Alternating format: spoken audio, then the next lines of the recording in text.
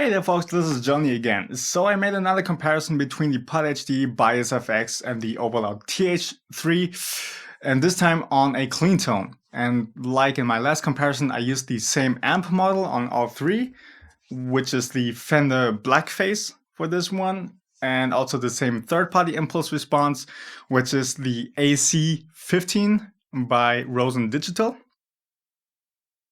And this time around, I didn't put them in the mix. It's just the tones for themselves and just a little bit of reverb and delay done in the box. And no post EQ whatsoever, just the amp and the impulse response.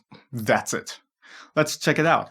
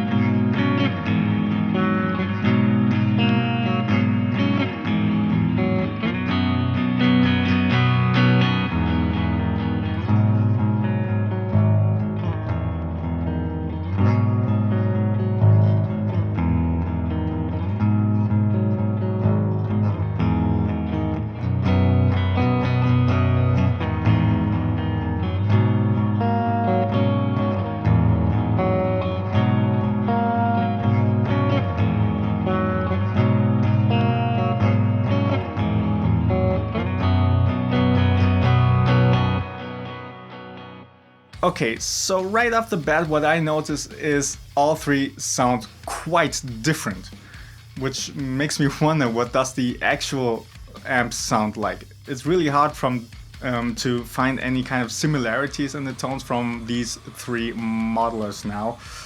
So we'll just have to go with that and see what we can get out of it. Let's just go it through from beginning to end and be as objective about it as possible. The Pod HD, let's start off with that. What I notice is it has a very rich low end, it's very defined and warm. The mid-range is also very defined and kind of knows its place. I find it quite well balanced between the or across the frequency range, and the upper range is very nice and sparkly. So as a whole, the pod tone sounds very beautiful to me, I kind of want to say. It's giving me pretty much everything that I always wanted in a clean tone. Perhaps for this tone I dialed in a little too much low end, quite honestly. Compared to the others, you notice it does sound very, very rich. And in the mix you would definitely have to lower that low end so it doesn't muddy stuff up down there. But still, it's cool to see that the Pod HD gives you this rich low end to work with. When some amp modeler doesn't have a rich low end, but you do want to have it, you're gonna have a bad time. Then Bias FX, in comparison, right next to the Pod HD, I want to say kind of sounds like a radio. It's much more mid-focused, but at this point I'm not sure if it's to a fault. For what it does, it sounds good. If you want to have a more rockish kind of clean tone that's more mid-focused, then it's great.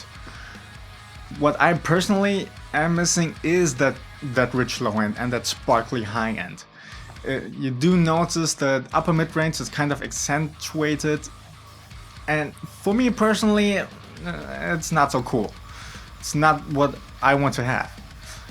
And also, what I personally noticed, and perhaps if you notice it too, then please let me know, but it sounds like the bias amp here is kind of processed.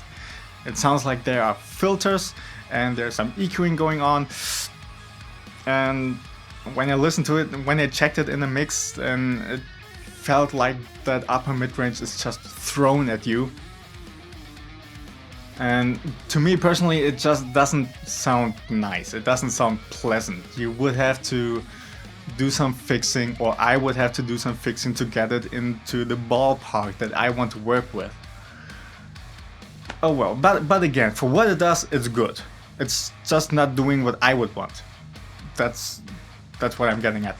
Then Overloud TH3, next to the other two, sounds more muffled, kind of. But taking it for itself, you do notice it also has a very solid basis to work with. The upper mid-range would definitely benefit from some boosting so it sits better in the mix and doesn't get drowned out by everything else. But it doesn't break anybody's leg. You can't boost it without it sounding weird. And also it sounds kind of versatile to me. I feel like you could go either direction with this tone, depending on how you EQ it. You could get a rich low end at sparkly high end, or you could get it more mid-range focused and more rockish. So summing up again, what do we have? Pod HD to me sounds very beautiful, very rich, very sparkly. Mid-range knows its place. It doesn't jump out at you, but it's also not buried, that it's completely undefined in the mix. So this gives me personally the best basis to work with. That's pretty much exactly what I want in a clean tone. Bias FX is much more mid-focused. It doesn't have that rich low end and it doesn't have that sparkly high end. And EQing, trying to EQ that, doesn't really get me there. It doesn't get me in the ballpark. It doesn't give me what I want. But that's just me, again. For what it does, it's good. It just doesn't do what I want. And then TH3 also could benefit from a little bit of EQ, but it's a rock solid basis to work with. So no real complaint there. It doesn't have that much of a fault. It doesn't sound like I really need to fix something. I just have to adjust stuff. So that's it from me for this comparison video. I hope you liked it. If not, sorry. I'm just spouting out my opinion here, basically. And yeah, then I will see you next video, hopefully.